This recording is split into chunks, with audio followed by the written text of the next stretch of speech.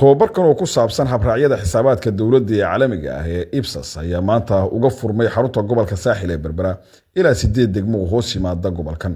tobabarkan oo soo qabanqaabiyay xafiiska xisaabiyaha guud ee qaranka oo kaashanaya mashruuca Serap ayaa socon doona muddo 3 maalmood. Mas'uuliyiinta gobolka iyo degmada Berbera iyo mas'uuliyiinka socotay in degmooyinkaasi kala duwan ayaa ka qayb qaadanayay iyo sidoo kale madax ka socotay xafiiska xisaabiyaha guud. Waxa halkaas ugu horeyn hadal ka soo jeediyay madaxa wasaaradaha iyo hay'adaha dawladda dhexe ee xafiiska xisaabaadka guud Salebaan Cismaan Daahir waxaana uu ka warramay tobabarkan iyo waxyaabaha lagu baran doono muddada uu ka socdo xarunta gobolka Saaxil ee Berbera. Caalamiga habraacyada IPSAS la yiraahdo tobabarkaas oo loogu talagalay inay ka faa'iideystaan 8 degmo oo hoos yimaada gobolka Saaxil. tobabarkaas wuxuu socon doonaa muddo 3 cisho hadii Ilaahay yiraahdo. 3 cisho wuxuu isugu jiri doonaa tobabarkaasi tobabar theory ah oo dadka la barayo concept-ka waa maxay IPSAS, nidaamka loo isticmaalo, statement-nada laga rabo.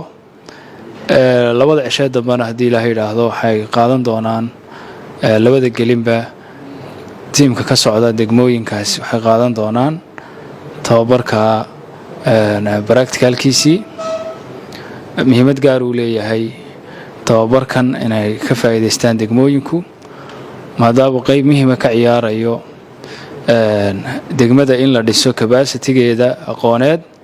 waxay qayb role muhiim ah ka ciyaaraysaa adeegii bulshada ay siinaysay, isla xisaabtankii iyo daahfuraantii, nidaam xisaabeed wanaagsan oo la helaa guud ahaan wuxuu faa'iido u yahay qaranka.